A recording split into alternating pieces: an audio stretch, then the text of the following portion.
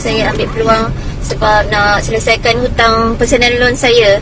Jadi personal loan ni saya buat waktu, ini merupakan dosa-dosa kewangan yang saya buat lah. Suatu waktu saya tak ada ilmu tentang pengurusan kewangan. Sewaktu saya masih bujang, masih ikutkan kehendak. Dan apa orang kata, membeli buat keputusan tanpa berfikir. Sebab apa? Tak ada ilmu. Okey tuan-puan. Jadi jangan ulangi kesilapan seperti saya.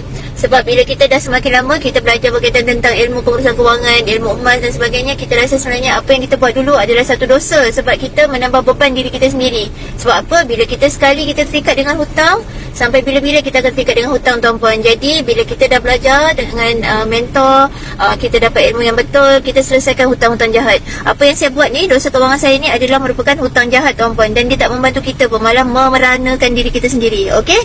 So Alhamdulillah hari ni saya dapat selesaikan. Saya jual daripada simpanan gram emas saya dalam simpanan akaun Gap saya sebanyak hampir 30 gram lebih, untuk saya dapatkan amount baki untuk bayar loan saya lah, sekitar 15,000 lebih. Okey, Alhamdulillah, dan dah selesai. So lepas ni baki lebihan yang sebelum ni saya gunakan untuk bayar hutang ni tuan-puan, saya boleh simpan emas.